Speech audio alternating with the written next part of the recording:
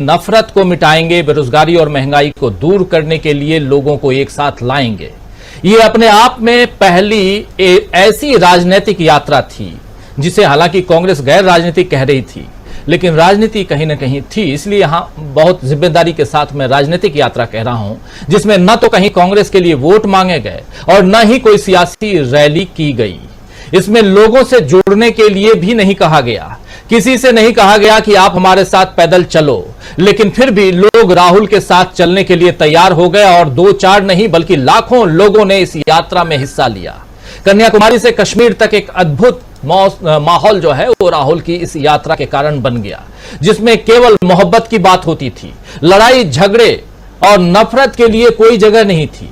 बारिश, गर्मी, ठंड सब कुछ राहुल सहते रहे, पैदल चलते रहे और सबसे बड़ी बात कि वो लोगों की बात सुनते रहे। भारत की मौजूदा राजनीति में राहुल ने एक नया इतिहास रच दिया, एक ऐसा रिकॉर्ड बना दिया जिससे उनके विरोधी खौफ खाने लगे हैं, क्योंकि उनमें इस रिकॉर्ड को तोड़ने की हिम्मत नहीं है। पीएम मोदी बिना छुट्टी लिए काम करते रहे हैं। ऐसी खबरें राहुल को काउंटर करने के लिए ही शायद सामने लाई गई। बिना छुट्टी लिए जो बात कह रहा हूं, अभी वो खबर ज्यादा प्रसारित हुई है, इसलिए आपके सामने रख रहा हूं। और शायद राहुल गांधी को काउंटर करने के लिए ऐसी खबरें जो हैं वो गढ़ी गई हैं, लेकिन बीजेपी यहां भी पिट गई, क्योंकि जवाब में लोगों ने बता दिया कि मोदी जी जनता के पैसे पर चुनावी रैलियों से लेकर मैन वर्सेस वाइल्ड की शूटिंग के लिए जो वक्त निकालते रहे, उसे देश के लिए काम करना नहीं कहते हैं। खैर, बात हो रही है भारत जोड़ो यात्रा की, और इसकी पहली वर्षगांठ पर कोई तामझाम किए बिना राहुल गांधी एक बार फिर नई यात्रा पर हैं। इसलिए हम यहां लिख भी रहे हैं राहुल की नई यात्रा। लेकिन ये सिर्फ इतना कहने भर से नई यात्रा और जो हमारा टाइटल है वो यहां खत्म नहीं हो जाता, इसकी चर्चा आगे करेंगे। इस बार राहुल गांधी यूरोप के 4 देशों के दौरे पर हैं, जहां वो अलग अलग तबकों के लोगों से मेल मुलाकात करेंगे। डेमोक्रेसी से लेकर ह्यूमन राइट्स तक कई मुद्दों पर चर्चा करेंगे। दरअसल राहुल गांधी की भारत जोड़ो यात्रा खत्म ही नहीं हुई है। अभी वो लद्दाख में थे, तो वहां उन्होंने यही कहा कि उनकी यात्रा जारी है। राहुल को पूरे देश में मोहब्बत की दुकान खोलना है और पूरी दुनिया में भारत के मोहब्बत के पैगाम को पहुंचाना है। उनकी ये राजनीति बीजेपी पर बार बार भारी पड़ रही है। कर्नाटक से लेकर हिमाचल प्रदेश तक बीजेपी को हार का सामना करना पड़ा और अब फिर से चुनाव का मौका है और यहां भी बीजेपी फंस रही है। राहुल ही मौजूदा सियासी परिदृश्य में एक ऐसा चेहरा है जो खुलकर मोदी से सवाल पूछ रहे हैं, फिर भले उन सवालों से मोदी कितना भी उलझ क्यों न जाएं। अडानी से लेकर चीन तक, मणिपुर महंगाई तक, कोई भी ऐसा मुद्दा नहीं है जिस पर राहुल गांधी मोदी को घेरते नहीं है। राहुल के सवाल पूछने के कारण उन्हें संसद से बाहर किया गया, लेकिन यहां भी बीजेपी को मात मिली, क्योंकि राहुल चुप नहीं हुए, बाहर से सवाल पूछते रहे।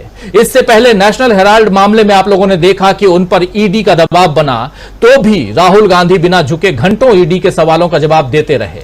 कुल मिलाकर राहुल नाम की चट्टान के आगे मोदी लहर थक हार कर लौटती हुई दिख रही। और इस राहुल नाम के चट्टान में क्या कुछ है, उसकी कुछ वानगी आपको यहां तो आप देख ही रहे हैं दूसरे उस पे। जब यात्रा की शुरुआत हुई थी और 14वें दिन, 12वें या 13वें दिन हम लोग कोच्चि में थे। कोच्चि, एर्नाकुलम और आगे के पॉइंट्स, बहुत 4 दिन रह करके वहां हम लोगों ने इस यात्रा को कवर किया था। कुछ वानगी वहां की देख लेते हैं, कुछ वानगी समापन की देखते हैं। पहले पहुंचते हैं कोच्चि, आइए जरा देखते हैं। 300 किलोमीटर की यात्रा होने जा रही है। कन्याकुमारी से चली यात्रा 275 किलोमीटर की यात्रा कल हो चुकी थी। कोच्चि के एर्नाकुलम से ये यात्रा अब आगे निकल चुकी है और कहा जा रहा है कि 28 तारीख को ये यात्रा जो यानी भारत जोड़ो यात्रा कर्नाटक में प्रवेश कर जाएगी। लेकिन उससे पहले जो भीड़ आप देख रहे हैं हमारे पीछे और आगे भी दिखाई है फारूक, और ये भीड़ कुछ बताती है। वो ये बताती है कि केरल में कांग्रेस के पक्ष में और खासकर इस भारत जोड़ो यात्रा के पक्ष में जो माहौल है वो साफ दिखाई दे रहा है। इससे जो आगे आप देख रहे हैं, इसी में बहुत आगे तो लंबी अगर देखा जाए तो इस यात्रा की कहानी है और इस कहानी के बहुत सारे अलग अलग पड़ाव, जिसमें हम लोगों ने, हमारी टीम ने उसको बहुत ही संजीदगी के साथ कवर किया था, आप लोगों तक पहुंचाया था। और यात्रा का समापन जो है वो श्रीनगर में हुआ था और उस दिन जबरदस्त बर्फबारी हो रही थी।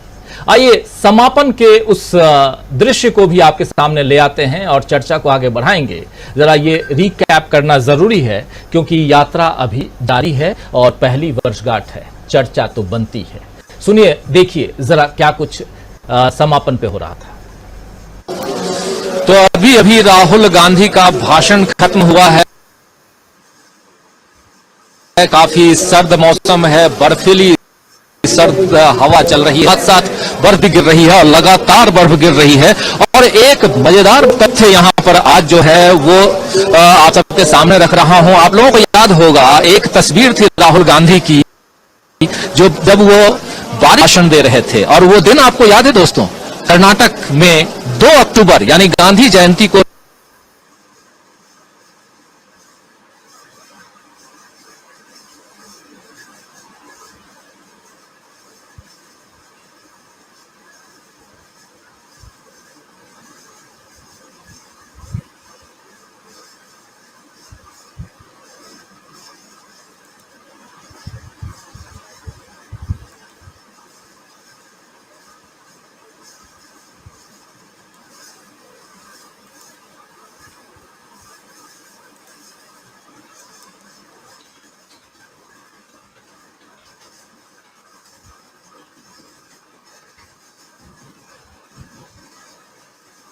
क्या कुछ होने जा रहा है। स्वामी जी, आपके पास सीधा आना चाहता हूं।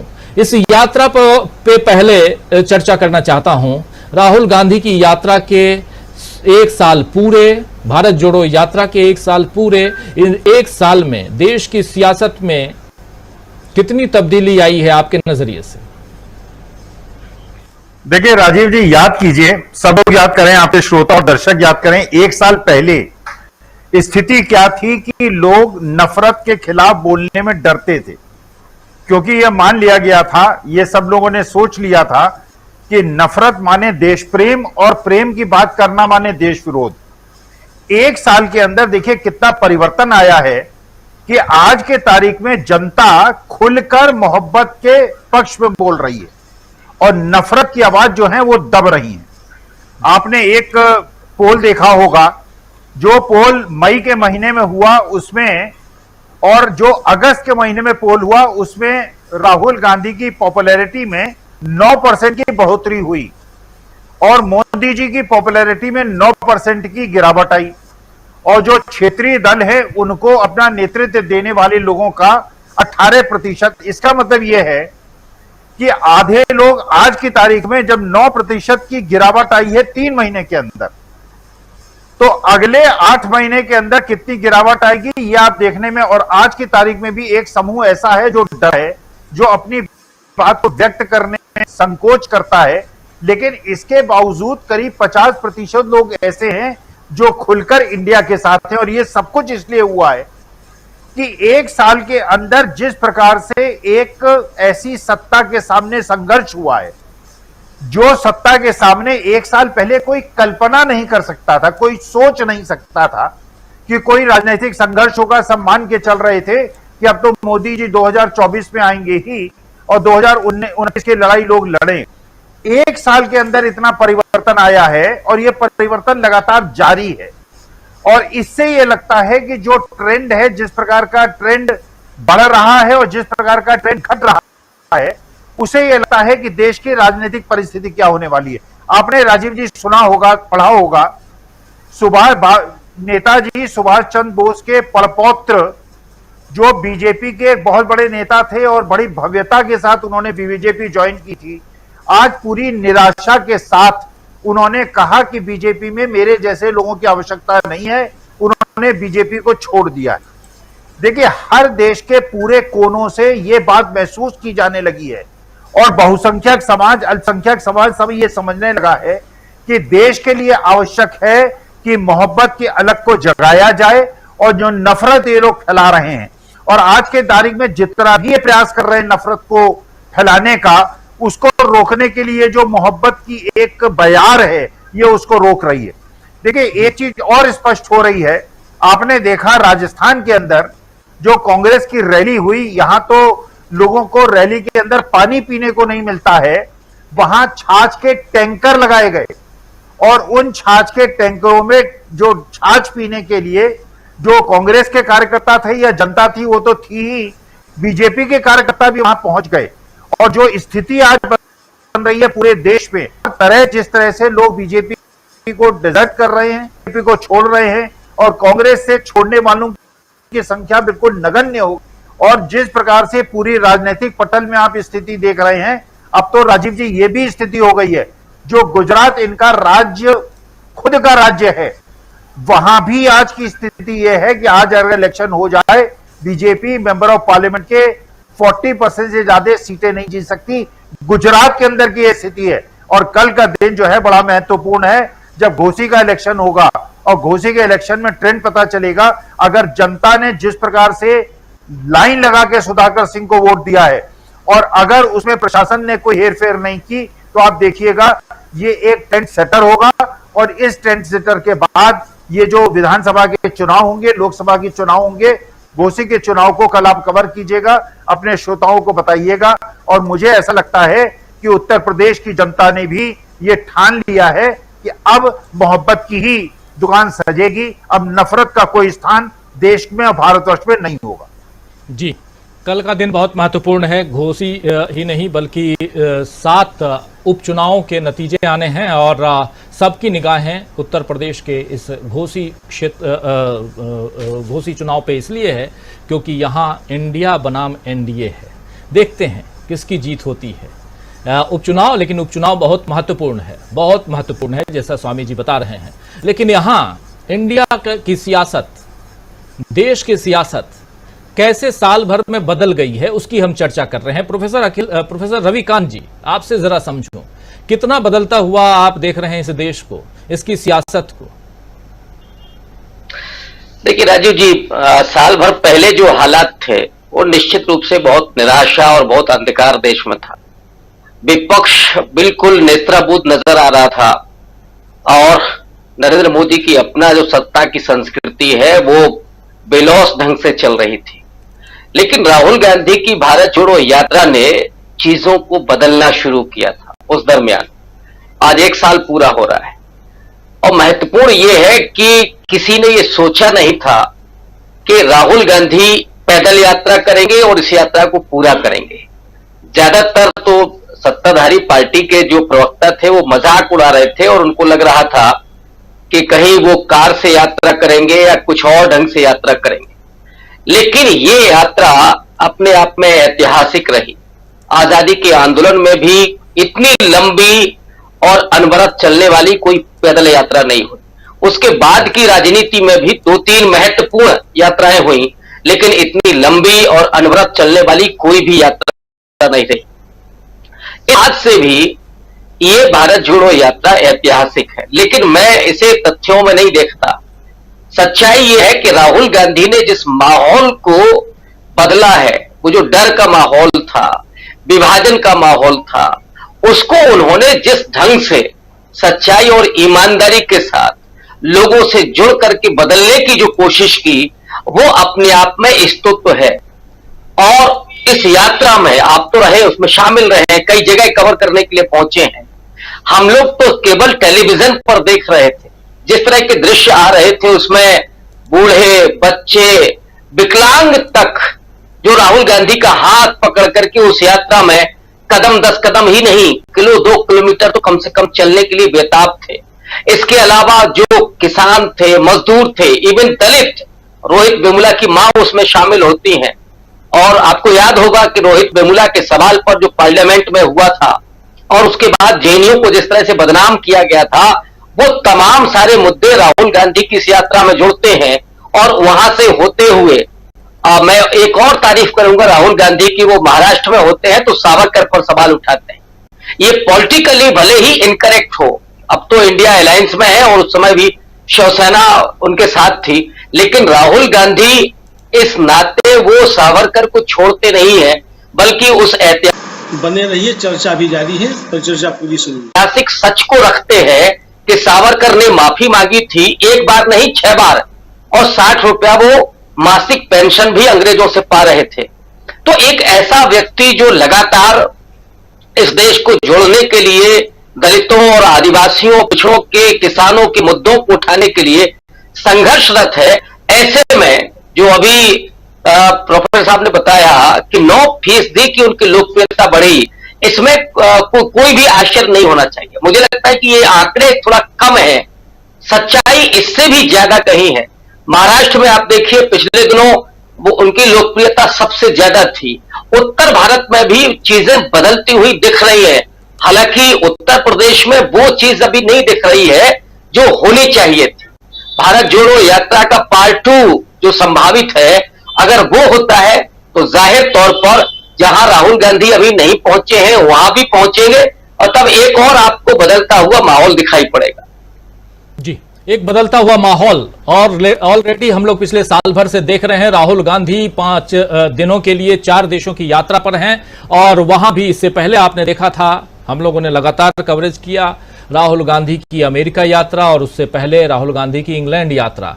अब यूरोप की यात्रा पर राहुल गांधी हैं और उनकी यात्रा अनवरत जारी है। उस यात्रा के जरिए इस देश में क्या कुछ बदल रहा है, क्या बदलाव आ रहा है, यहां क्यों हम राहुल गांधी की यात्रा या कांग्रेस की यात्रा की बात कर रहे हैं, या विपक्षी दलों के उनके साथ की बात कर रहे हैं हम लोग, इसलिए क्योंकि विपक्ष मजबूत तो देश का लोकतंत्र मजबूत, ये कहा जाता है। लेकिन पिछले 9-9.5 साल में, खासकर 9 साल कह लें, 9 साल में विपक्ष कमजोर और बिल्कुल कमजोर दिखाई देता रहा, और सत्ता पक्ष जो है मजबूती के साथ अपनी मनमानी करता हुआ दिखाई दिया। क्या अब भी ऐसा होने जा रहा है? क्या आज की तारीख में ये जो भारत जोड़ो यात्रा है वो कुछ मायने रखती है? क्या आज की तारीख में भारत में जो एक मजबूती के साथ मोदी सरकार आगे बढ़ती हुई दिखाई दे रही थी, उसको धक्का लगता हुआ दिखाई दे रहा है? क्या मनमानी पर कोई रोक यहां दिखाई दे रही है? इस यात्रा के दौरान जिन बातों को लेकर के राहुल गांधी आगे निकले थे, जिसमें नफरत के अलावा महंगाई और बेरोजगारी की बात थी, उस पर कितना लगाम लगाने में, सत्ता के खिलाफ आवाज बुलंद करने में विपक्षी दल और खासकर राहुल गांधी और उनकी पार्टी कांग्रेस ये सफल हो पाए हैं? इन तमाम बातों पर चर्चा कर रहे हैं दोस्तों। आज आना चाहता हूं प्रशांत टंडन जी आपके पास, आपसे जरा समझूं कि इन 1 साल में और खासकर राहुल गांधी की इस यात्रा जो अभी भी जारी है, इस यात्रा से क्या कुछ आप देख रहे हैं? राहुल गांधी यूरोप में है, क्या कुछ मिलता हुआ दिखाई दे रहा है देश को, जबकि देश में G20 है, धूम मची हुई है, गोल्ड और सिल्वर प्लेटेड थाली में, महाराजा थाली में खाने परोसे जा रहे हैं।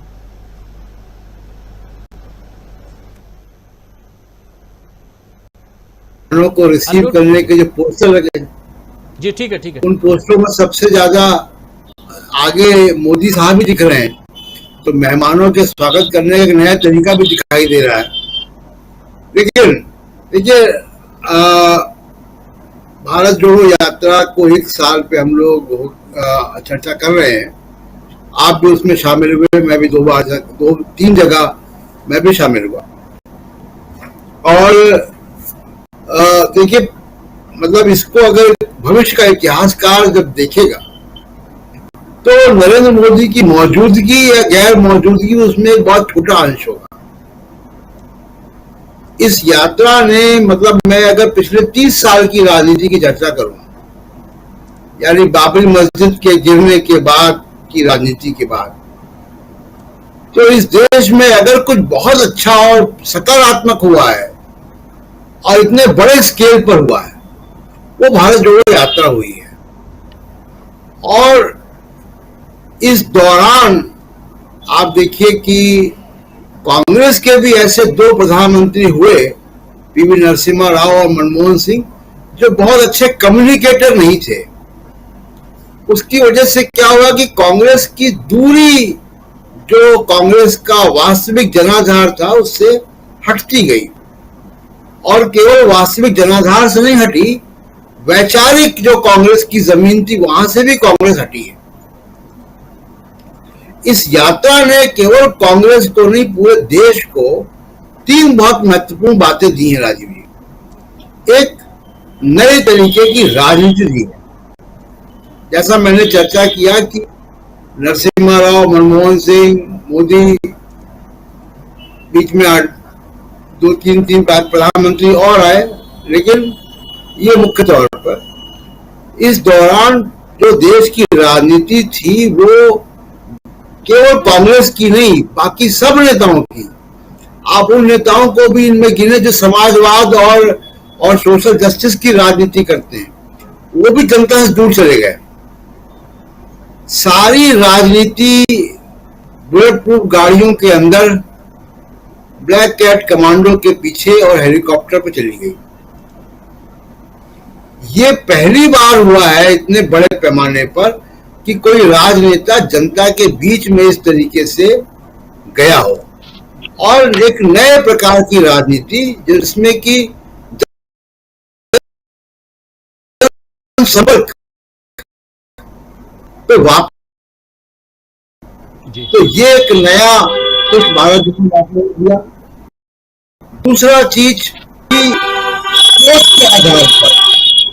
सोच के आधार पर एक वैक्यूम, एक विचारधारा का वैक्यूम बन गया था, और उस वैक्यूम का फायदा, उस खालीपन का फायदा आरएसएस ने उठा लिया। मंडल कमीशन के बाद जो राजनीति आई उसके बड़े बड़े सकारात्मक परिणाम हुए।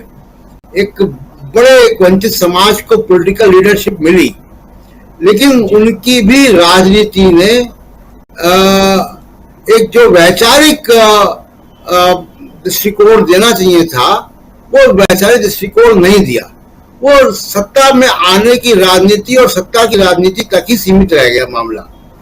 तो एक नई सोच जो कि समावेशी है, इंक्लूसिव है, सबको साथ में लेकर, महिला, जेंडर का इशू, आरक्षण का इशू, हाशिए के समाज का इशू, माइनॉरिटीज का इशू, इनको साथ में लेकर यात्रा चली है। और तीसरा सबसे बड़ा जो चीज है कि इस देश को राजीव जी कॉन्फिडेंस दिया है।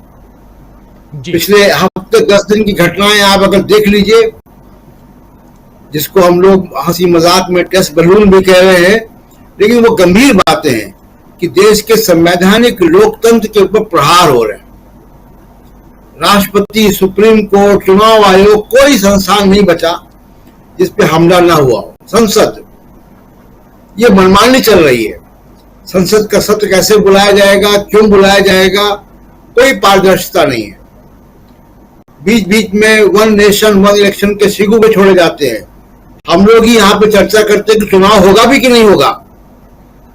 इतना बड़ा संकट देश के संवैधानिक लोकतंत्र पे है, उसके बावजूद राजीव जी देश को एक कॉन्फिडेंस भी है, और उसी कॉन्फिडेंस ने इंडिया गठबंधन बनाया है।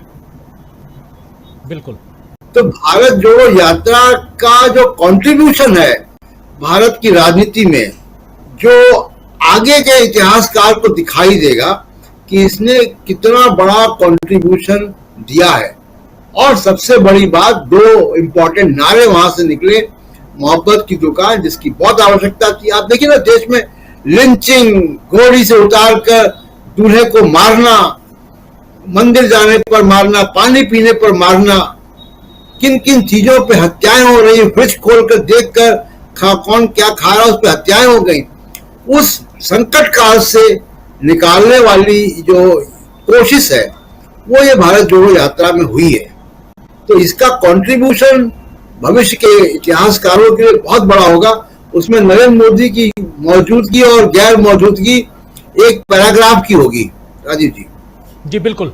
नरेंद्र मोदी जी चूंकि इस वक्त देश के प्रधानमंत्री हैं, और उनकी सरकार और उनकी जो सरकार के क्रियाकलाप हैं या शासन पद्धति है, उससे ही खफा होकर, नाराज होकर विपक्षी दलों का ये गठबंधन बना है, आप जान रहे हैं। और कई जनता का एक बहुत बड़ा हिस्सा आज की तारीख में ये नाराजगी किसी न किसी रूप से जाहिर करता है। और लिंचिंग से लेकर के तमाम बातें यहां रख भी रहे थे प्रशांत टंडन जी, और इसी के खिलाफ राहुल गांधी ने मोहब्बत की दुकान खोलने की बात कही थी, यानी नफरत के बाजार में मोहब्बत की दुकान। एक नया नारा आता है, वो नारा आगे बढ़ता है, और अब वो नारा जो है परिवर्तित होता है, जुड़ेगा भारत, जीतेगा इंडिया में, और देखिए कि एक इंडिया गठबंधन बन जाता है। इस गठबंधन तक पहुंचने से पहले जरा आना चाहता हूं डॉक्टर प्रकाश हिंदुस्तानी जी आपके पास। आपके एरिया से भी भारत जोड़ो यात्रा गुजरी थी और आपने बहुत नजदीक से इस यात्रा को देखा ही नहीं बल्कि उसके सहभागी भी बने। उस हिसाब से भी जरा आपसे समझना चाहता हूं कि कितना परिवर्तन आप देख रहे हैं पिछले साल भर में देश की राजनीति को कहां जाते हुए देख रहे हैं, और यहां से आगे की राजनीति की भी चर्चा करूंगा आप लोगों के बीच आकर के सेकंड राउंड में। लेकिन यहां तक जो राजनीति पहुंची है, इससे क्या विपक्षी दलों के बीच डिफरेंस दिखाई देता है आज की तारीख में? डॉक्टर प्रकाश हिंदुस्तानी जी, चूंकि मध्य प्रदेश में इलेक्शन भी होना है, इसलिए भी ये सवाल आपके सामने रखना बहुत लाजिमी है। राजीव जी, जो ममता बनर्जी कभी कहा करती थी कि राहुल गांधी या कांग्रेस के नेतृत्व में हम गठबंधन नहीं बनाएंगे, यूपीए खत्म हो गया है, वो ममता बनर्जी उत्साहित हो गई हैं भारत जोड़ो यात्रा के बाद। एक अंतर तो ये आया, बहुत सारे अंतर आए हैं। कांग्रेस में अंतर आया है, भारतीय जनता पार्टी में आया है, देश की राजनीति में आया है, विपक्ष के इंडिया समूह में शामिल दलों में परिवर्तन आया है। ये सारे परिवर्तन विजिबल है, कोई भी परिवर्तन ऐसा नहीं जो नंगी आंखों से हमें दिखाई न दे जी। परिवर्तन की जो बात है, ये अगर ये इवेंट करने वाली सरकार, ये इवेंट बाज सरकार अगर होती राहुल गांधी की जगह, तो क्या करती? आप कल्पना कीजिए कि राहुल गांधी की जगह अगर नरेंद्र मोदी यात्रा निकाल रहे होते तो क्या होता। बड़ा मजेदार कल्पना एक दिन मेरे मन में आई कि अगर राहुल गांधी की जगह नरेंद्र मोदी भारत जोड़ो यात्रा की तरह कोई यात्रा निकालते तो पहले 2 महीने पहले से उस इलाके की सड़कें बनती, उस इलाके में उनके रहने के लिए 5 स्टार होटल चुने जाते, देखे जाते, उनके लिए बड़ा सा रथ बनाया जाता, महलों में व्यवस्था की जाती और लोगों को चंदा कर करके 500-500 रुपए देकर इकट्ठा की जाती भीड़। और अगर उस यात्रा को 1 साल हो गया होता तो जैसे अभी मध्य प्रदेश में 5 जन आशीर्वाद यात्राएं निकल रही हैं, ऐसी आशीर्वाद यात्राएं निकलती और वो आशीर्वाद देते, लेकिन राहुल गांधी ने या कांग्रेस ने ऐसा कुछ भी नहीं किया। यहां तक कि कोई बड़ा आयोजन तक उन्होंने नहीं किया कि हम इतना बड़ा आयोजन कर रहे हैं, 1 वर्ष हो गया है, बल्कि राहुल गांधी सामान्य अंदाज में अपनी विदेश यात्रा पर चले गए हैं, बेल्जियम पहुंच गए हैं और अभी कुछ बेल्जियम में लोगों से बातचीत भी करने वाले हैं। तो ये अंतर है एक तो कांग्रेस में और बीजेपी में। बीजेपी हर चीज को भुना लेना चाहती है। G20 का नेतृत्व भारत को मिला तो बीजेपी ये बताना चाहती है कि मोदी है तो मुमकिन है। G20 इसलिए हिंदुस्तान में हो रहा है कि मोदी जी हैं, और ऐसा लग रहा है मानो G20 होने के बाद पूरे देश का नक्शा बदल जाएगा, दलितों पे अत्याचार खत्म हो जाएंगे, नफरत की कंपनियां फैक्ट्रियां बंद हो जाएंगी, लोगों को रोजगार मिल जाएगा, किसानों को MSP मिल जाएगा, ऐसा लगता है। जो माहौल बनाया जा रहा है G20 को लेकर, तो लगता है कि अरे कुछ बड़ा हो रहा है, लेकिन उसके बाद आम आदमी के हाथ में क्या आएगा ये पता नहीं। आम आदमी की बात छोड़िए, जो G20 जिसका नेतृत्व भारत कर रहा है 1 साल के लिए, उसमें भारत को क्या मिलेगा, भारत के लक्ष्य कितने पूरे होंगे, विश्व के लक्ष्य पूरे होंगे या नहीं। और जो G20 का आधार है वसुधैव कुटुंबकम, उस G20 को कराने वाली बीजेपी की सरकार देश की एकता में ही यकीन नहीं करती। जो देश की सरकार मणिपुर को ही अपना नहीं मानती, मणिपुर की चिंता को अपनी चिंता में शामिल नहीं करती, किसानों के दर्द को अपने दर्द में शामिल नहीं करती, दलितों की पीड़ा समझ नहीं सकती, ये सारी बातें बदली है राजनीति में। पिछले 1 साल में कोई एक बंदा ऐसा आया इस देश में जो खुलकर कहता है कि नरेंद्र मोदी जवाब दो, इस चीज के लिए नरेंद्र मोदी जवाबदार है, इस बात के लिए अमित शाह जवाबदार हैं, इस बात के लिए मोहन भागवत जिम्मेदार हैं, जो कहता है कि ये सरकार जिम्मेदार है। जो व्यक्ति खुलकर नाम लेता है कि हम दो हमारे दो, तो ये सवाल लोगों के मन में आया कि आखिर वो कौन है। G20 की बात होगी, लेकिन G2 की बात भी तो होना बहुत जरूरी है कि G2 कौन है।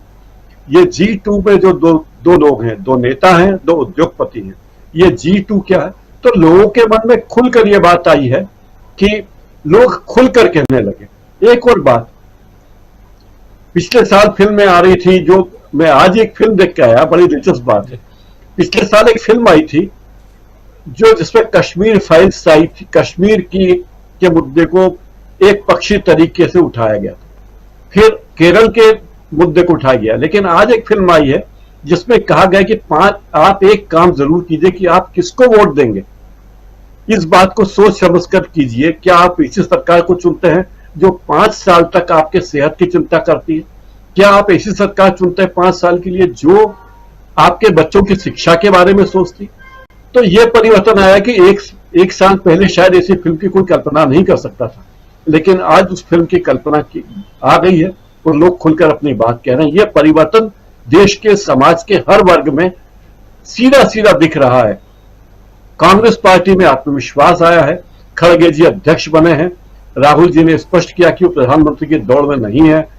स्पष्ट है कांग्रेस ने इंडिया के नेतृत्व की झंडा बरदारी कर रहा है, लेकिन खुलकर उसके बारे में नहीं कह रहा है। यह भी दावा नहीं कर रही है कांग्रेस की हमारी पार्टी का व्यक्ति ही प्रधानमंत्री बनेगा अगर सरकार बनी तो। इस तरह की बातें, बहुत सारे विचार लोगों के मन में आए, लोग खुल गए। और दूसरी बात यह कि काफी हद तक प्रधानमंत्री और बीजेपी की नीतियां बेनकाब हो गई। उसी का नतीजा है कि माननीय प्रधानमंत्री की लोकप्रियता में, उनके सर्वेक्षणों में लगातार उनकी लोकप्रियता घटती हुई दिख रही है और राहुल गांधी और कांग्रेस की लोकप्रियता बढ़ रही है। तो इंडिया गठबंधन में शामिल सभी दलों को विश्वास राहुल गांधी में बढ़ा है और राहुल गांधी एक तरह से शेडो प्राइम मिनिस्टर हैं। हालांकि कोई पद उनके पास नहीं है, सांसद है मामूली, लेकिन उनका महत्व एक प्रधानमंत्री के समकक्ष माना जा रहा है, पूरी दुनिया में माना जा रहा है। तो ये बहुत बड़े परिवर्तन है। और राहुल गांधी जो विदेश गए हैं, उस भारत जोड़ो यात्रा की सालगिरह का जश्न मनाने के बजाय उन्होंने विदेश जाना पसंद किया। इससे भी ये सरकार डरी हुई है कि राहुल गांधी को वैश्विक मंच पर, वैश्विक मीडिया पर जो कवरेज मिलेगा, उतना कवरेज भारत में बने रहिए, चर्चा भी जारी है, परिचर्चा पूरी सुनिए। G20 की मेजबानी करने वाले देश के प्रधानमंत्री को व्यक्तिगत रूप से शायद नहीं मिलने वाला है। राजीव जी बिल्कुल बिल्कुल शायद नहीं मिलने वाला है। भारत में G20 और G20 में रशिया और चाइना के राष्ट्राध्यक्ष नहीं आ रहे हैं, इसको लेकर के तो पहले से चिंता जाहिर की ही जा रही है। और उसके अलावा बाकी तमाम देशों के नेता तो आ रहे हैं, हालांकि आ तो रहे हैं रशिया के नेता भी, वहां के विदेश मंत्री और प्रधानमंत्री चाइना के आ रहे हैं, लेकिन यहां जो मेजबानी यहां G20 में प्रधानमंत्री नरेंद्र मोदी के नेतृत्व में हो रही है। एक तो पहली बात बिल्कुल साफ होनी चाहिए कि ये मेजबानी जो मिलती है, अध्यक्ष का पद जो मिलता है या अध्यक्षता मिलती है, वो रोटेशन में एक साल के लिए सबके पास वो अध्यक्षता होती है। और इससे पहले इंडोनेशिया के पास में ये कुर्सी थी, बाद में उनके बाद मोदी जी के पास, यानी कि मोदी जी राष्ट्र के प्रधानमंत्री हैं इसलिए वो उस पर बैठे हैं, यानी कि भारत के पास। और भारत के बाद अब इस बैठक के बाद ये अध्यक्षता ब्राजील के पास जाने वाली है। तो ये एक रोटेशन है G20 देशों का।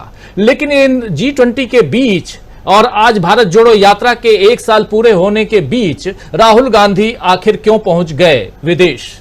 और 4 देशों की यात्रा और 4 अहम देशों की यात्रा में जो अहम मीटिंग्स होने वाली हैं, जिसको लेकर कल ही प्रशांत टंडन जी ने बात की थी, राहुल गांधी के गुरु माने जाने वाले और उनके पिता के दोस्त सैम पित्रोदा से इंडियन ओवरसीज कांग्रेस के अध्यक्ष यानी चेयरमैन सैम पित्रोदा से उन्होंने बात की थी। तो उन्होंने बताया था कि राहुल गांधी की डिमांड कितनी है, कल हम लोग चर्चा कर रहे थे, आप लोगों ने देखा। लेकिन उसके बाद भी राहुल गांधी रुके नहीं हैं, ये यात्रा चल रही है। इस यात्रा से, विदेश की यात्रा से भारत पर क्या फर्क पड़ने वाला है, और उसी समय जबकि भारत में G20 भी है, तब क्या फर्क पड़ेगा?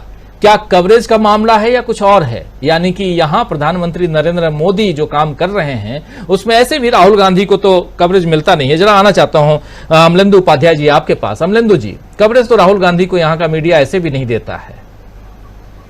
ऐसे में ये 4 देशों की यात्रा राहुल गांधी की कितना मायने रखती है, तब जबकि आज भारत जोड़ो यात्रा की वर्षगांठ है। राहुल गांधी चाहते तो आज यहां रहते, हिंदुस्तान में रहते और इस वर्षगांठ का जश्न मनाते।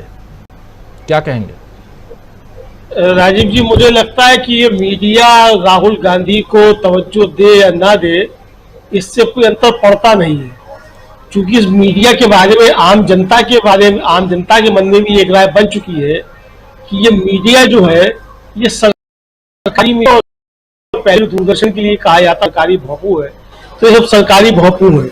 मतलब ये मोदी सरकार के लिए ही जो है ये एक तरीके से कहा जाए भोंपू बजाते रहते हैं। तो इसलिए इस मीडिया से तो कोई अंतर पड़ने वाला है नहीं है, चाहे दे या ना दे। लेकिन मुझे लगता है कि जो राहुल गांधी ने जाने का समय चुना, ये भी शायद किसी रणनीति के तहत ही ये समय चुना होगा, या इत्तेफाक कहिए कि इसी समय G20 की बैठक वही हो सकता है, ये पहले से तय रहा हो जाने का कार्यक्रम।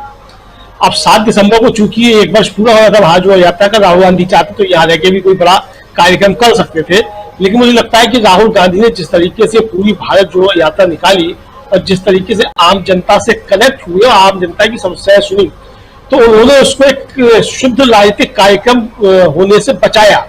मुझे लगता है कि इसीलिए वो इस अवसर पर यहाँ मौजूद नहीं रहे कि ताकि ये यात्रा के ऊपर कोई पानी ना फिर जाए कि ये तो एक चुनावी यात्रा थी या एक राजनीतिक यात्रा थी, जो राहुल गांधी पूरी यात्रा के दौरान बार बार नकारते रहे कि ये राजनीतिक यात्रा है, चुनावी यात्रा है। और वो बार बार कहते रहे कि ये जनता को जोड़ने की यात्रा है, भेंट करने की यात्रा है और भारत को समझने और लोगों के दुख और दर्द को समझने की यात्रा है। इसीलिए मुझे लगता है कि राहुल गांधी आज इस मौके पर भारत में नहीं है बल्कि विदेश में है।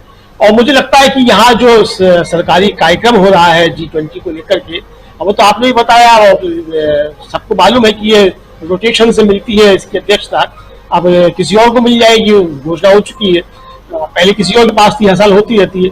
लेकिन राहुल गांधी से अगर मिलने के लिए राजीव जी यूरोपीय यूनियन के सांसदों का दल अगर बेताब है उनसे बातचीत करने के लिए, तो ये समझा जा सकता है कि राहुल गांधी की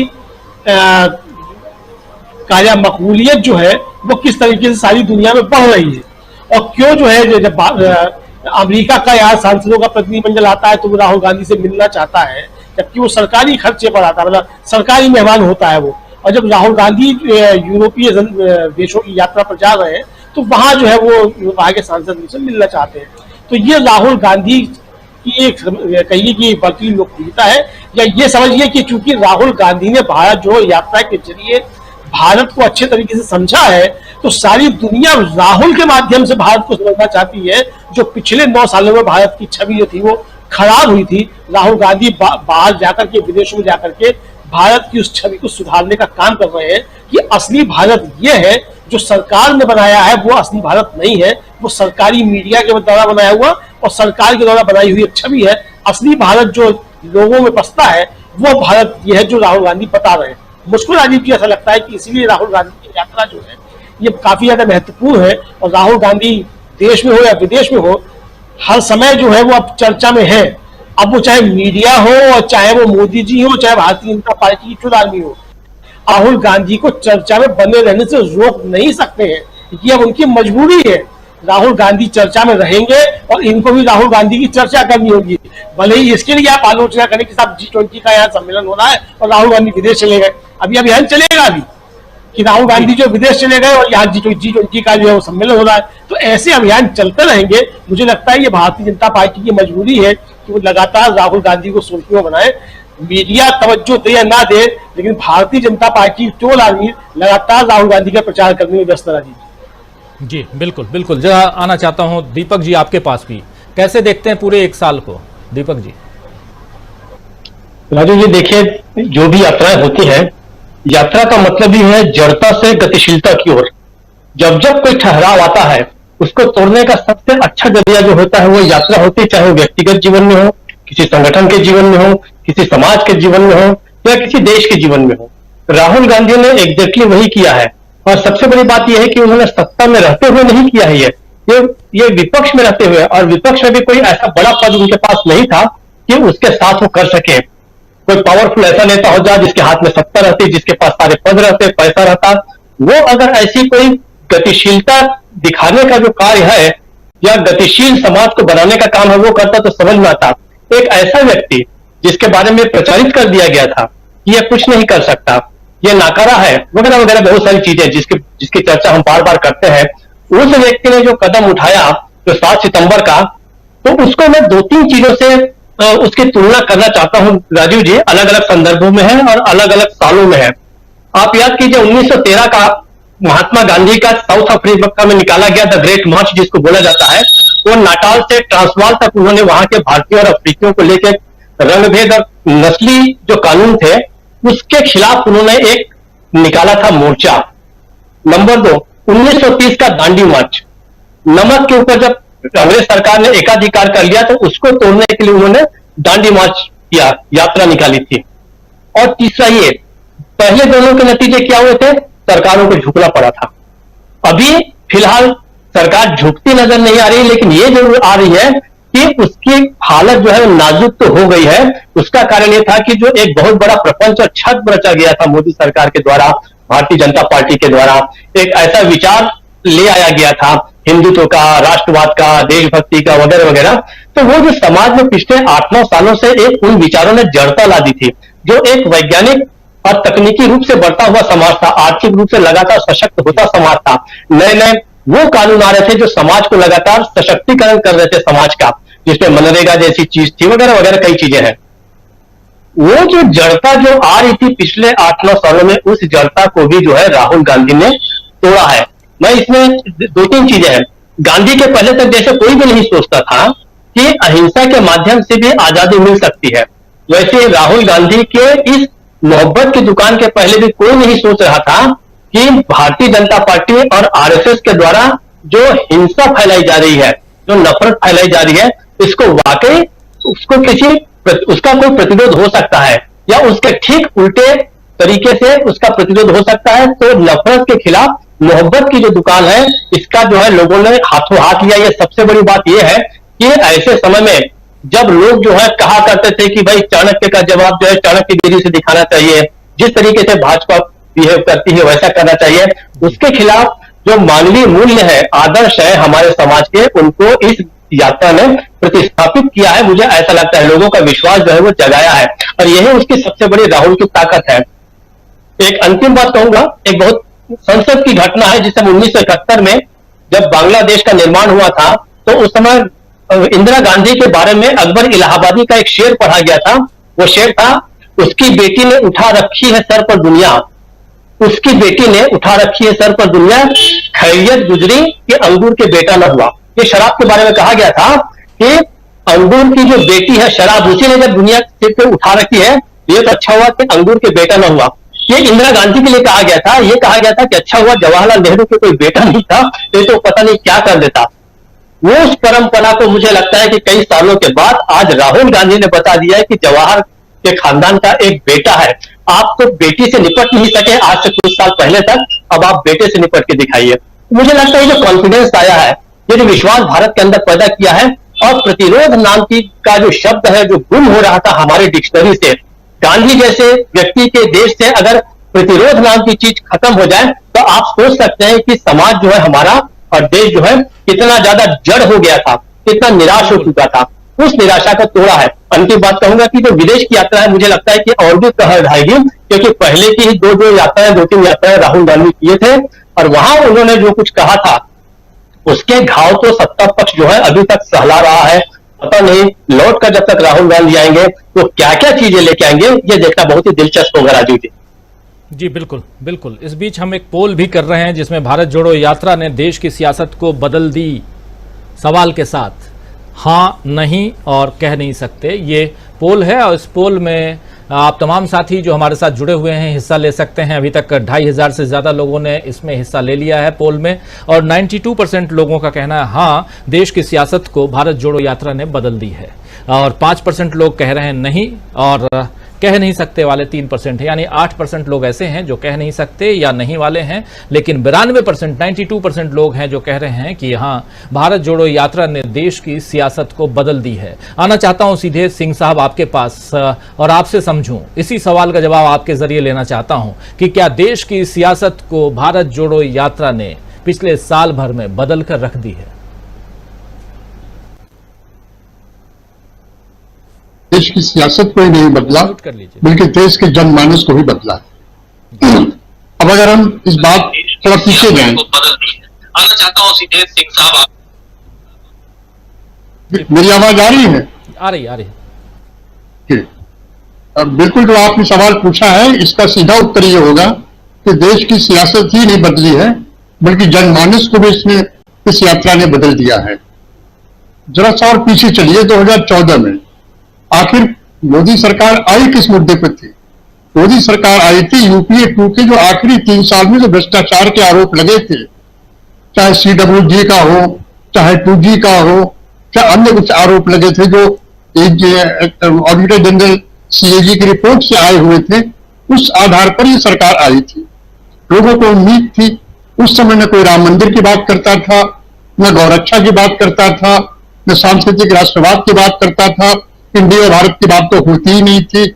यही होता था कि हम काला धन लाएंगे, विकास करेंगे, बुलेट ट्रेन चलाएंगे, 100 स्मार्ट सिटी बताएंगे।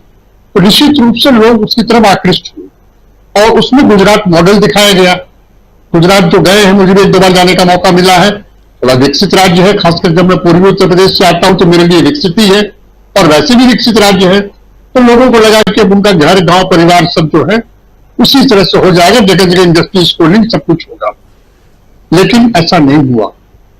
2014 में सत्ता पाने के बाद जो पहला कानून लाया गया तो भूमि अधिग्रहण कानून था, जिसके अंतर्गत ये सुविधा दी गई थी कि कोई भी कहीं भूमि अधिग्रहण कर सकता है, जिसको लेकर हंगामा हुआ। वो कानून वापस हुआ। उसके बाद नोटबंदी आई, जिसने देश की आर्थिक कमर तोड़ के रख दी। उसके बाद कोरोना आ गया। आज तक जीडीपी उस स्तर पर नहीं आ पाई जिस स्तर पर नोटबंदी के पहले थी। और उसी समय डॉक्टर मनमोहन सिंह ने कहा था कि ये जो है एक संगठित लूट है, और मोदी जी के लिए कहा था कि देश के लिए डिजास्टर साबित होंगे। वो 2019 में हार जाते यदि पुलवामा न हुआ होता तो। और पुलवामा हुआ कैसे, इसके बारे में वहां के गवर्नर साहब बता गए हैं। वो कहना ठीक नहीं है, क्योंकि अभी उसकी जांच नहीं हुई है। जब जांच करा लेंगे सबको पता लग जाएगा कि उसमें किसका हाथ है और कैसे हुआ है। और जांच इसलिए नहीं हो रही है कि जांच उससे कराए जाने पर बड़े लोगों को फंसने की आशंका है। लेकिन सत्यपाल मलिक के इस आरोप का जवाब सरकार के किसी मंत्री ने नहीं दिया। यह भी नहीं कहा कि नहीं साहब उन्होंने गलत कहा है, तो सब चुप्पी साधे बैठे हैं। अब भारत यात्रा के पहले की चीज देखिए, कांग्रेस देश की सबसे बड़ी पार्टी थी। आज भी अगर संख्या के हिसाब से देखें तो दूसरे नंबर की सबसे बड़ी पार्टी और राष्ट्रीय स्तर पर है। गांव गांव इसका संगठन है। लेकिन जैसे प्रशांत जी ने कहा कि नरसिम्हा राव और मनमोहन सिंह दोनों भी अच्छे कम्युनिकेटर नहीं थे। हालांकि नरसिम्हा राव तो पॉलिटिशियन थे, मनमोहन सिंह तो बेसिकली ब्यूरोक्रेट रहे हैं। तो निश्चित रूप से ब्यूरोक्रेट का कम्युनिकेशन उतना अच्छा नहीं हो सकता है। लेकिन एक लंबे समय तक इसका कम्युनिकेशन की कमी के कारण और दूसरे जो आर्थिक नीतियां थी वो इतनी ज्यादा प्रो कैपिटलिस्ट थी, जिसकी वजह से जो सरकार, जो यूपीए की सरकार थी, चाहे नरसिम्हा राव हो चाहे ये हो, निश्चित रूप से देश की बेहतरी हुई, इसमें कोई दो राय नहीं। लेकिन जनता से खिंचती चली गई। ऐसी स्थिति के बाद कांग्रेस में वैचारिक बदलाव आने की बात चल रही थी। जहां तक मुझे याद आ रहा है 2012-13 में राहुल गांधी का एक छोटा सा भाषण कहीं मैंने सुना था, जिसमें उन्होंने कहा था कि अब जो पुरानी आर्थिक नीतियां हैं, जो 1991 की आर्थिक नीति थी, उसमें भी बदलाव की जरूरत है। कुछ लोग कहते हैं कि उससे ही आशंकित होकर जो पूंजीपति थे वो बीजेपी के साथ चिपकने लगे और उसके बाद उन्होंने इसको पूरी तरह से फंडिंग की, लॉबिंग की और सरकार बनी। तो कांग्रेस जिस वैचारिक धरातल पर थी, जिस वैचारिक धरातल जिसको मैं नेहरूवन इकोनॉमिक्स कहता हूं, उस वैचारिक धरातल पर थी, उसको अभी चुनौती मिलने लगी कि आखिर वो करे तो करे क्या। दूसरे, पहले आप बात करिए, यात्रा के पहले जब कभी बात करिए तो लोग ये कहते हैं कि मोदी जी का विकल्प क्या है। लोकतंत्र में विकल्प नहीं पूछा जाता। मोदी जी का विकल्प हम बने रहिए, चर्चा भी जारी है, चर्चा पूरी सुनिए। भी है, आप भी हैं, कोई भी है, जरूर चुनाव लड़ेगा, जीतेगा, जाएगा, बहुत वक्त चुने जाएगा।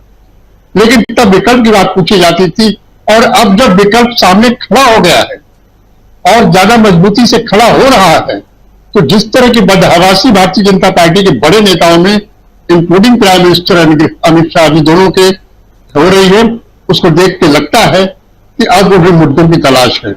ये बिल्कुल वही स्थिति है जैसे कि साल भर मैंने पढ़ा नहीं, इम्तिहान डिक्लेयर हो गया है, अब मैं कापियां पलट रहा हूं, किताब पलट रहा हूं, चिट बना रहा हूं, समझ में नहीं आ रहा मैं क्या करूंगा। इसलिए इन मुद्दों की तलाश में, जैसे प्रशांत जी कहते हैं कि बैलून टेस्ट हो रहा है, तरह तरह के बैलून निकलते जा रहे हैं और उनका कोई लाभ नहीं हो रहा है। कभी उदयनिधि स्टालिन के बयान पर बवाल होता है, तो कभी जो है भारत इंडिया पर बवाल होता है, कभी किसी और पर बवाल होता है। G20 एक नेचुरल इंटरनेशनल फेनोमेनन है, हर साल किसी ने कहीं न कहीं होता ही है। तो ऐसा कुछ नहीं जो मोदी जी का कोई योगदान हो। साल भर ये रहे, अभी कुर्सी ब्राजील को चली जाएगी, अब ब्राजील वाले इसको होस्ट करेंगे, चाहे जहां भी होस्ट हो, वो चेयरमैन रहेंगे। लेकिन जब आपके पास कुछ बताने के लिए है ही नहीं तो आप इन्हीं चीजों को बताएंगे। और इसमें भारतीय जनता पार्टी जो कर रही है वो अपनी कॉन्स्टिट्यूंसी के लिए कर रही है, अपने लोगों को बता रही है। इसे अपने लोगों को बताने की ज्यादा जरूरत है कि उन्होंने किया क्या है। ये उनको ही तुष्ट कर रहे हैं, हम लोग को पता है उन्होंने क्या किया है। तो भारत जोड़ो यात्रा ने जो सबसे बड़ा बदलाव ये किया है कि जनमानस को उसने समृद्ध किया है, जनता को सोचने के लिए मजबूर कर दिया है कि 10 साल तक आप चले जाते रहे और आप सवाल पूछिए, हर उन चीजों पर सवाल पूछिए जिससे आप प्रभावित होते हैं। महंगाई पे पूछिए, बेरोजगारी पे पूछिए, सवाल इस पर पूछिए कि 10 सालों में आपको मिला क्या। सवाल इस पर पूछिए कि जिन पूंजीपतियों की संपत्ति 609 नंबर से दूसरे नंबर तक जाके फिर ड्रॉप हुई है, उनकी हालत कैसे सुधरी है, इस पर कोई बात नहीं करता है। आज ईडी के पास आपके खिलाफ, मेरे खिलाफ, तो सामान्य व्यक्ति के खिलाफ जांच करने की फुर्सत है, लेकिन 20,000 करोड़ का जो देशों से उसके बारे में फुर्सत नहीं है। उनकी हिम्मत नहीं थी लिख के भेज सके, पूछ सकें कि भैया है क्या, उन्हें अपनी औकात पता है। और इसीलिए जब उनका समर्थन ये लोग करते हैं पूंजीपति वर्ग, तो जनता के बीच जा रहा है कि मोदी और अडानी का कोई न कोई कनेक्शन है, मोदी और अनिल अंबानी का कोई न कोई कनेक्शन है, जहां जहां मोदी जी जाते वहां अडानी को क्यों मिलता है। ये चीजें जनता में आ रही है, जनता इनको उठा रही है। तो भारत जोड़ो यात्रा का सबसे बड़ा जो लाभ मुझे लगता ये हुआ है कि जनमानस उद्वेलित हुआ है, जनमानस जागरूक हुआ है और वो कांग्रेस को इसके विकल्प के रूप में देखने लगा है। जी बिल्कुल, कांग्रेस को एक विकल्प के रूप में देखने लगा है ये जनमानस, ये देश की जनता जो है। कांग्रेस और विपक्षी दलों का गठबंधन इंडिया जिसका नाम दिया गया है, इंडिया को लेकर के भी बहुत सारी बातें होती रही हैं, टेस्ट बलून बहुत सारे छोड़े गए इसको लेकर के भी और इसे दबाने की कोशिश की गई। लेकिन पिछले 7 सितंबर से लेकर के आज के 7 सितंबर यानी 2022 के 7 सितंबर से 7 सितंबर 2023 के बीच क्या कुछ बदला है और इस बदलाव के बाद देश किस दिशा में जा रहा है, जरा आप उस दिशा में चलते हैं। उस सवाल के साथ आता हूं सीधे प्रोफेसर अखिल स्वामी जी, क्या कुछ लगता है आपको अगले 8 महीने में क्या कुछ दिखाई देता है? 5 राज्यों के चुनाव की घोषणा जल्दी हो जाएगी। आज ही चुनाव आयुक्त मध्य प्रदेश में हैं और कह रहे थे कि 15 तारीख के बाद कभी भी चुनाव की घोषणा कर सकते हैं हम, 5 राज्यों के चुनाव की घोषणा।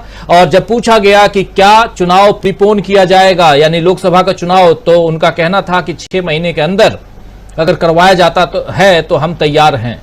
यानी चुनाव आयोग किसी भी रूप से तैयार है चुनाव कराने के लिए। लेकिन अभी जो बातें आ रही हैं सामने वो यही कि अगले 5 राज्यों के चुनाव सामने हैं और भारत जोड़ो यात्रा की पहली वर्षगांठ आज है। और अगर पीछे के 1 साल को देखा जाए तो कहीं ना कहीं डर दिखाई देता है मोदी सरकार में। आपको भी ऐसा लगता है? देखिए राजीव जी, वास्तविकता में जो राहुल गांधी की 1 साल की पदयात्रा में जो चीज स्पष्ट हुई है वो ये हुआ है कि 2 काउंटर नैरेटिव्स पैरेलल एक दूसरे के सामने खड़े हैं। पिछले 1 साल में राहुल गांधी जिन जिन लोगों से मिले हैं, हजारों लाखों लोगों से मिले, क्या उसमें कोई बहुत बड़ा पूंजीपति था, बहुत अमीर आदमी था, बहुत रईस आदमी था? उसमें देश के सामान्य जन थे, वो गरीब लोग थे जो कि कष्ट में हैं, जिनके जीवन जीना दूभर हो गया, जो महंगाई से बेरोजगारी से परेशान हैं। राहुल गांधी उनसे मिले हैं। पिछले 1 साल में माननीय मोदी जी किन लोगों से मिले हैं? केवल पूंजीपतियों से मिले हैं, बड़े बड़े लोगों से मिले हैं, बड़े बड़े भव्य कार्यक्रम और आयोजन हुए हैं। लेकिन देश की जो असली आवाम है, जो भारत की जनता है, उससे मोदी जी कितने मिले हैं? अब ये देखिए, जो रघुराम राजन और राहुल गांधी के बीच की वार्ता हुई वो इस देश की मूल समस्याओं का समाधान ढूंढने की तरफ एक कदम था। बात यह हुई, देखिए एक कंसेप्ट है अर्थशास्त्र का, मार्जिनल प्रोपेंसिटी टू कंज्यूम। आप कल्पना कीजिए, एक बहुत रईस आदमी जो 5 करोड़ महीना कमाता है, अगर उसकी आमदनी 10 करोड़ हो जाएगी तो वो कंजम्पशन नहीं बढ़ाएगा, वो डिमांड नहीं बढ़ाएगा, वो इन्वेस्टमेंट बढ़ाएगा, वो सप्लाई बढ़ाएगा, क्योंकि कहीं इन्वेस्ट करेगा।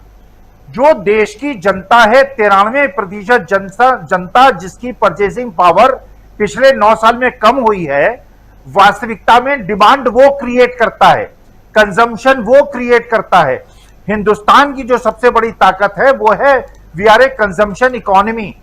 हमारी जो ये कंजम्पशन की इकोनॉमी है, इसको अंदर धराशायी किया गया है।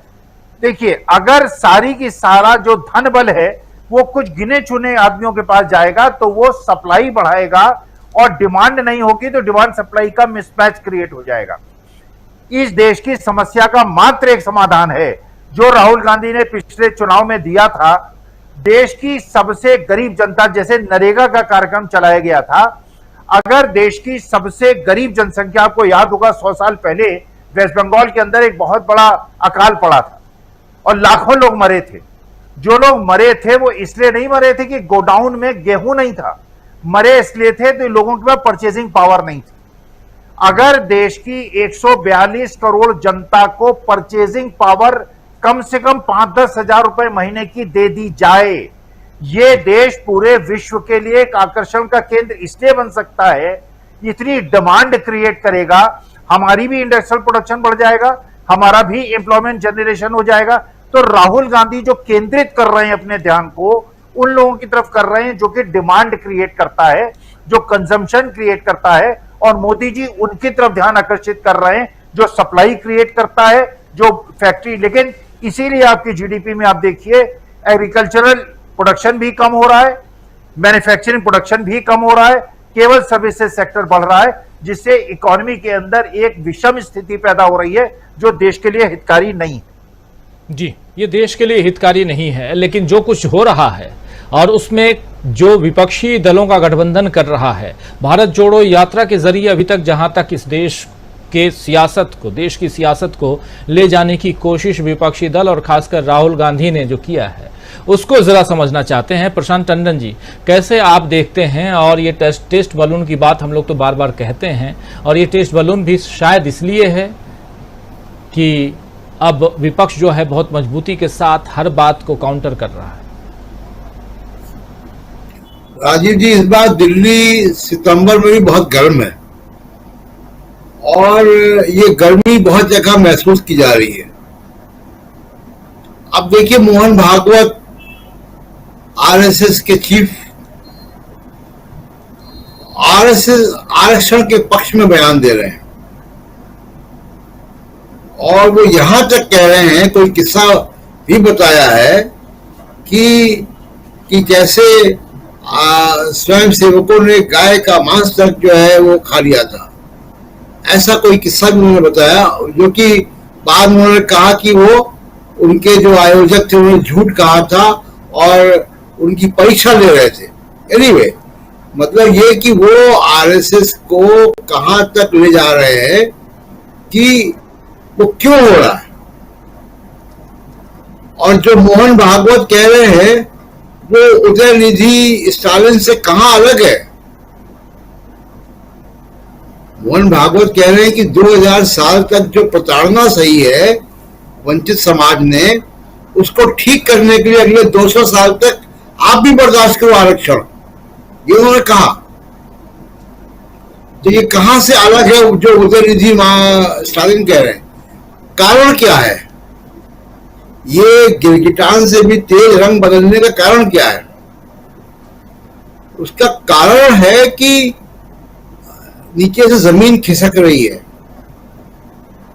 ये जो भारत जोड़ो यात्रा हुई है, जो इंडिया गठबंधन बना है, जो बिहार में कास्ट का सर्वे हो रहा है, जो कास्ट सेंसस की डिमांड उठ रही है, ये आरएसएस बीजेपी के सोशल इंजीनियरिंग की हवा निकाल रहा है।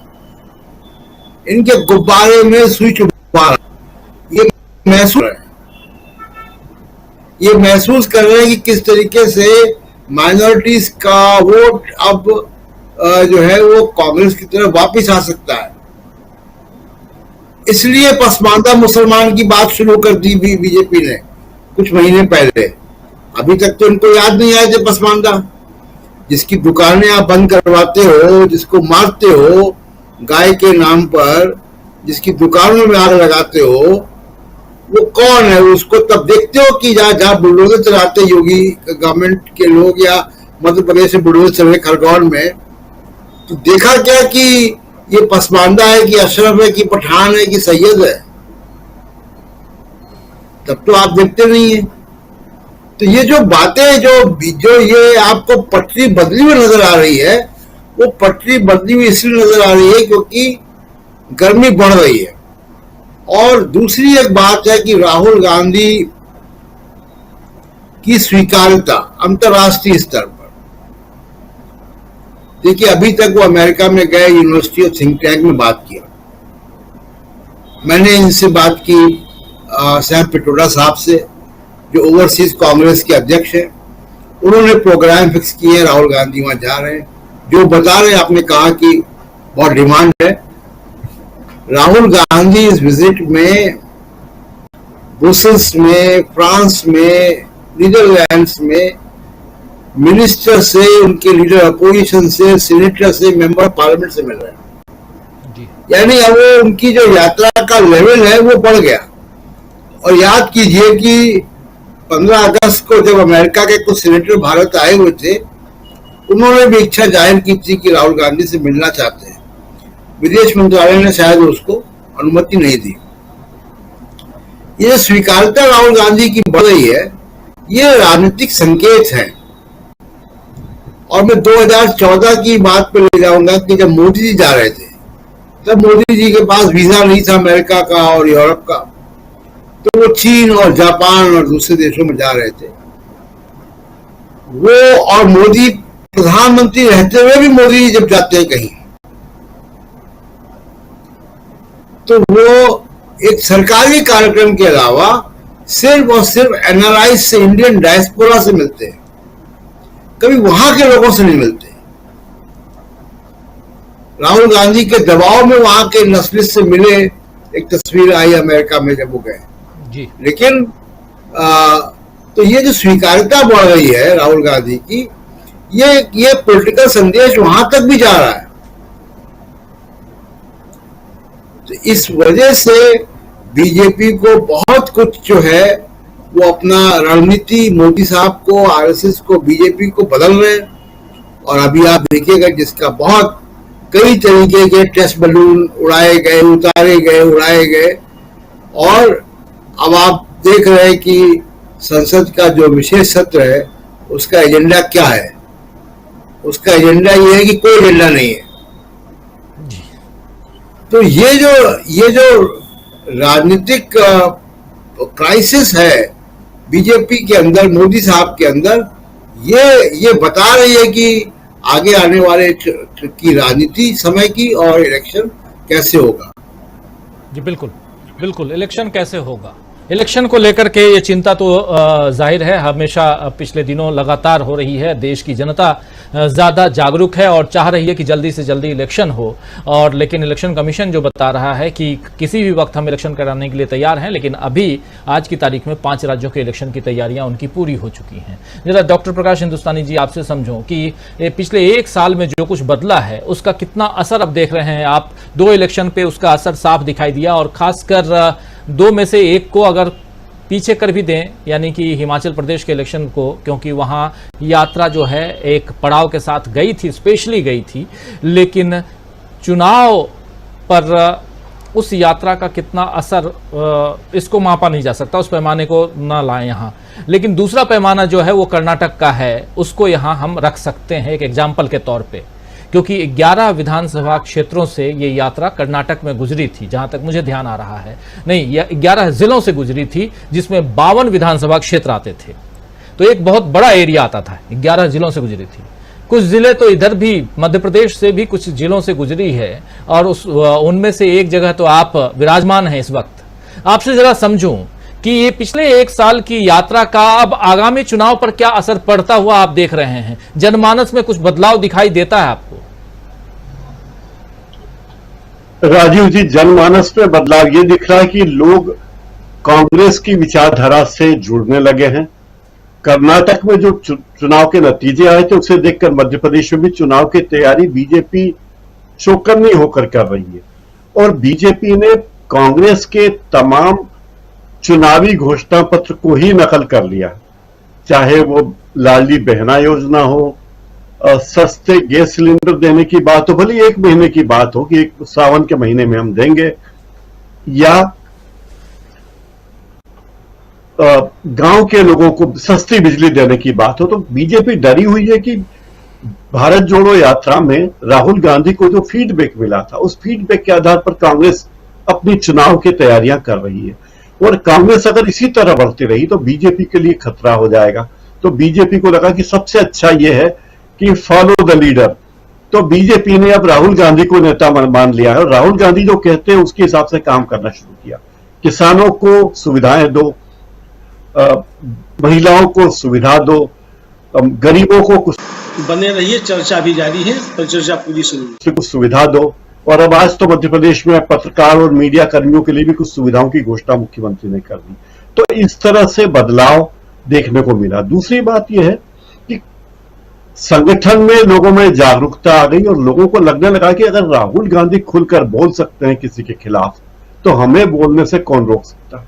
तो जो लोग कभी भी नाम लेकर ना अडानी का नाम लेते थे, ना अडानी अंबानी का, ना शाह का, ना मोदी का, तब लोग बात कहने लगे हैं। कांग्रेस के आम कार्यकर्ता भी ये बात खुलकर कहने लगे कि सरकार ऐसा कर रही है और ये गलत है, मोदी जी ये कर रहे हैं और ये गलत है। तो ये कहने का जज्बा आम लोगों में आया कि मोदी गलत हो सकते हैं, मोदी गलत है और हर जगह ये संभव नहीं कि मोदी है तो मुमकिन है।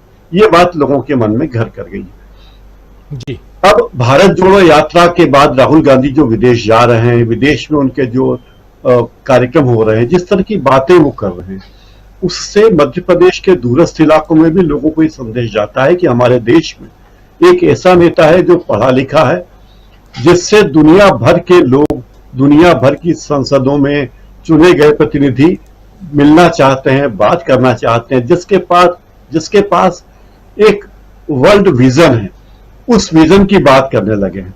तो लोगों को यह बात लगने लगी कि राहुल गांधी और कांग्रेस देश के लिए अच्छा कर रही है, अच्छा कर सकती है।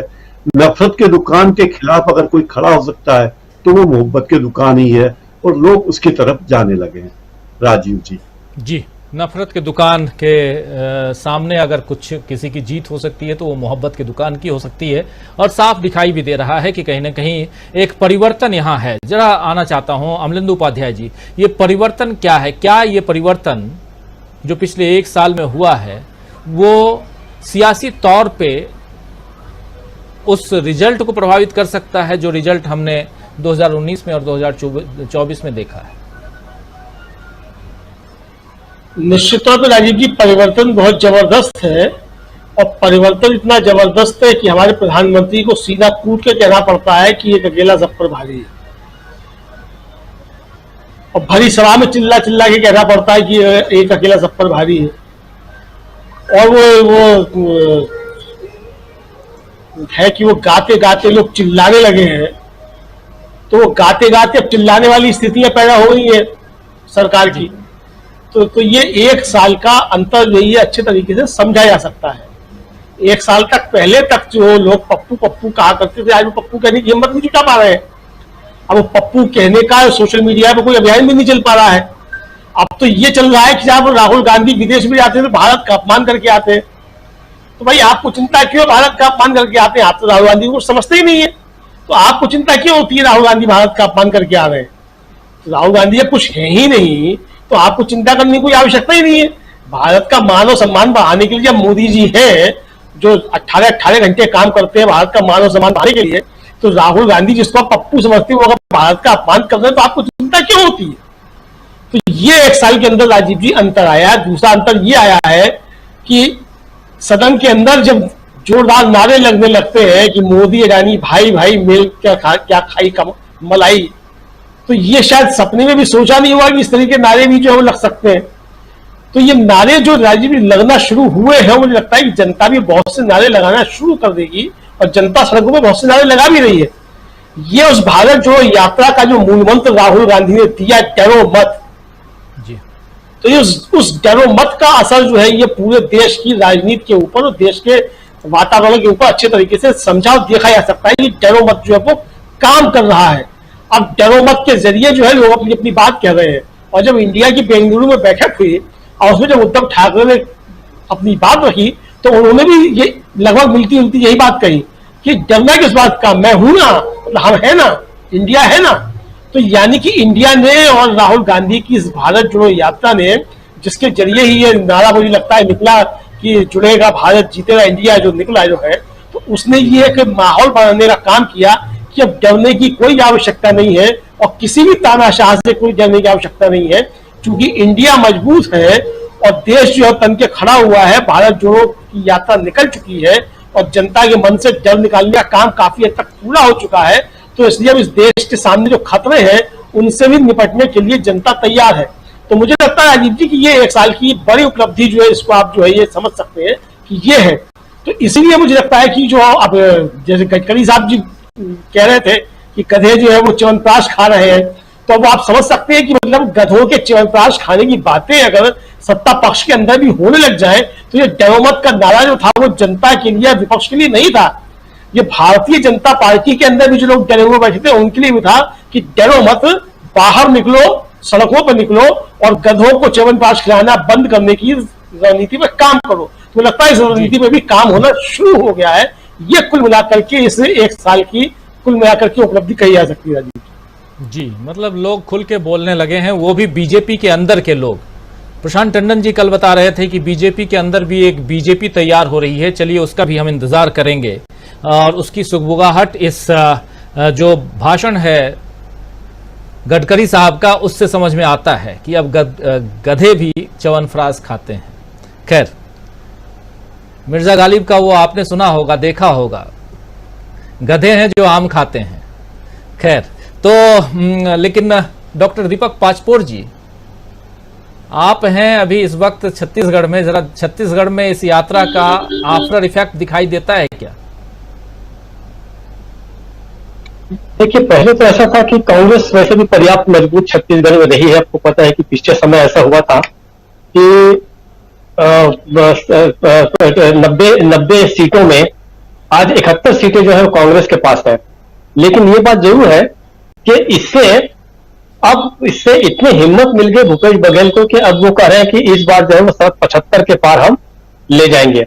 अब ले जाएंगे या नहीं ले जाएंगे ये नहीं पता, लेकिन ये जो आंकड़ा है ये अपने आप में ये बता रहा है कि किस तरीके से कांग्रेस का हौसला बढ़ा है।